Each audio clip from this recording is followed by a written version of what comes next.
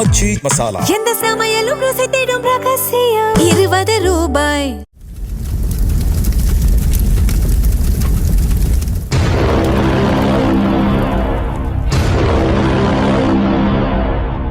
வணக்கம். சிநேகிதியின் மனதில் உறுதி வேண்டும்.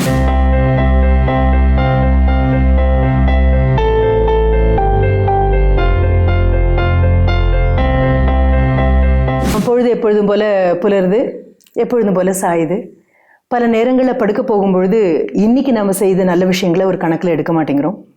இன்னைக்கு செய்ய வேண்டிய ஆனால் செய்ய மறந்த பல விஷயங்களையும் கணக்கில் எடுக்க மாட்டேங்கிறோம். இந்த மனதில் உறுதி வேண்டும் அப்படின்னு ஒவ்வொரு நாளும் உங்களை நான் சந்தித்து பேசுறது கூட இந்த கணக்கு எடுக்க வேண்டிய விஷயத்தை நீங்கள் மறந்துடாமல் இருக்கிறதுக்காக, நினைவூட்டுறதுக்காக.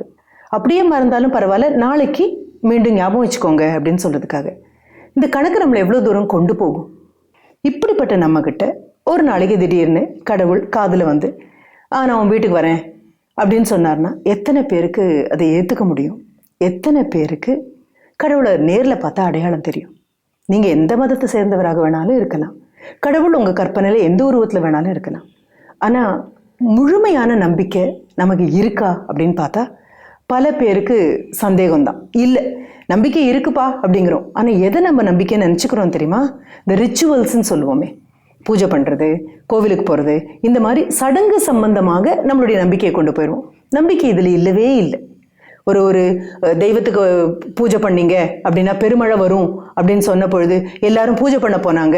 பூஜை முடியறதுக்குள்ளேயே மழை வந்துடும் சொன்னாங்க. ஆனால் ஒரே ஒரு குழந்தை மட்டும் தான் கையில் கொடை கொண்டு போனான் அப்படின்னு ஒரு கதை சொல்லுவாங்க. என்ன காரணம்னா, அந்த குழந்தை அளவுக்கு நம்பிக்கை மனதில் இருந்தால் மட்டும்தான் கடவுள் வந்தால் கண்ணுக்கு தெரியும். அதுவும் கடவுள் எப்படி வருவார்? மனித உருவில் மட்டும்தான் வருவார். ஐயோ முடியலையே அப்படின்னு நீங்கள் கையை நீட்டிட்டு இருக்கும்பொழுது இதோ வந்துட்டேன் அப்படின்னு உதவக்கூடிய ஒரு மனிதன் கண்டிப்பாக கடவுளாக தான் இருக்க முடியும். இதை சொல்லும் பொழுது உங்ககிட்ட நான் பகிர்ந்து கொள்ள வேண்டிய ஒரு கதை இருக்குது. ஒரு போர் வீரன் அப்பொழுதுதான் திருமணம் ஆயிருக்கு. மனைவியோட கிளம்பி வந்துட்டுருக்காரு.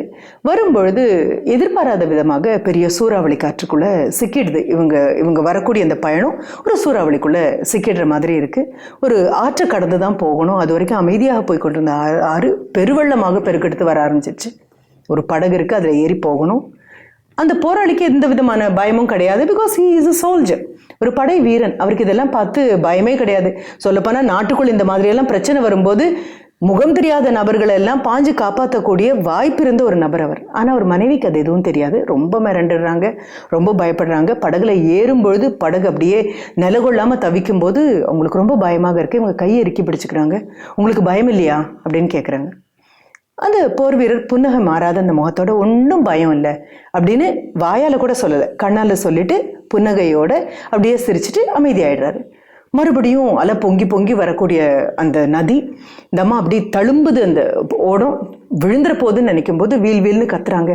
என்ன இப்படி அமைதியாக உட்காந்துருக்காங்க? கொஞ்சம் கூட பயம் இல்லையா உங்களுக்கு? கொஞ்சம் கூட பயம் இல்லையா? நான் எப்படி மிரள்றேன்? உங்களுக்கு இது புரியவே இல்லையா? நிறுத்தாமல் கேள்வி மேலே கேள்வி மேலே கேள்வி மேலே சரமாரியாக கேட்டுகிட்டே இருக்காங்க. பொறுக்க முடியாமல் சிரிச்சுட்டே அந்த போர் வீரர் என்ன பண்ணுறாரு அப்படின்னா, இடுப்பில் இருக்கக்கூடிய அந்த உடைவாளை அப்படியே பளிர்னு உருவுறாரு. நமக்கு ஆச்சரியமாக இருக்குது. நான் என்ன கேள்வி கேட்டிருக்கேன், இவர் என்ன பண்ணுறாரு அப்படின்னு உருவுறாரு. உருவி அதை அப்படியே கொண்டு வந்து அவங்க கழுத்துக்கிட்ட வைக்கிறாரு.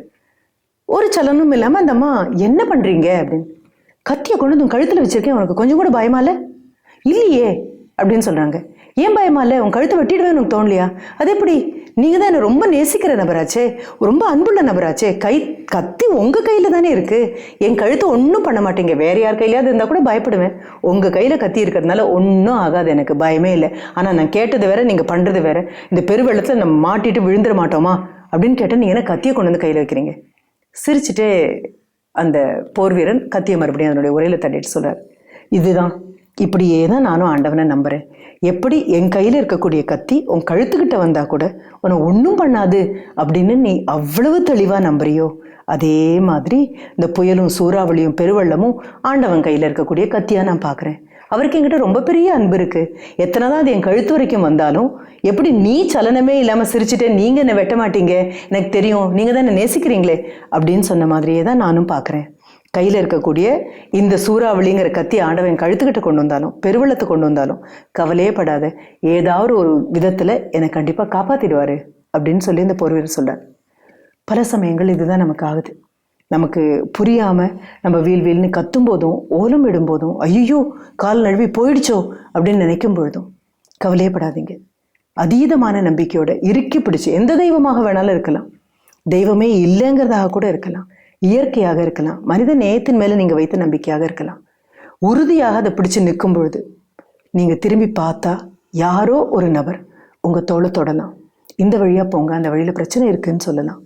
இல்லை நீங்கள் கையை நீட்டாமையே ஏதாவது வண்டி நிற்காதா, கையை நான் நீட்டணுமா அப்படின்னு யோசிச்சுட்டு இருக்கும்போது உங்கள் பக்கத்தில் வந்து ஒரு வண்டி நிற்கலாம். ஏறிக்கோங்க, அந்த வழியாக தான் நான் போகிறேன் அப்படின்னு சொல்லக்கூடிய நபராக இருக்கலாம். நாளைக்கோ அல்லது இன்று இரவோ படுக்க போகும்பொழுது யாருக்கெல்லாம் நன்றி சொல்லணும் அப்படின்னு ஒரு கணக்கெடுங்க. எடுக்கும் பொழுது இந்த முகம் தெரியாத, முகவரி தெரியாத, நீங்கள் போய் ஆட்டோகிராஃப் கேட்குற அளவுக்கு பெரிய செலிப்ரிட்டியாக இல்லாத நபராக, இல்லை ஒரு நட்புக்காக கையில் கொண்டு போய் ஒரு சின்ன கயிறை கட்டி நீ என் நண்பன்னு சொல்வீங்களே, அப்படியெல்லாம் நம்ம சொல்லாத, வாழ்க்கையில் திரும்பி பார்க்காத, மறந்து போகிறது பரவாயில்லன்னு நினைக்கக்கூடிய நபர்களை இன்றைக்கு இரவு ஒரு தடவை கூட யோசிச்சு பாருங்கள்.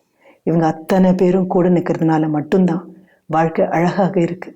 யாராவது நம்மளை என்ன கூட்டிகிட்டு போவாங்களா அப்படின்னு நிற்கும்போது சிரிச்ச முகத்தோடு உங்கள் வண்டியில் ஏற்றிக்கோங்க. வீல் கோ அ லாங் வே. ஒருத்தர் கையை ஒருத்தர் பிடிச்சிக்கிட்டு நல்லது அப்படிங்கிற பாதையில் போக வேண்டிய தூரம் நிறைய இருக்குது. நாளைக்கு சந்திக்கலாமா? எந்த சமையலும் ருசி தேடும் ரகசியம் 20 ரூபாய்.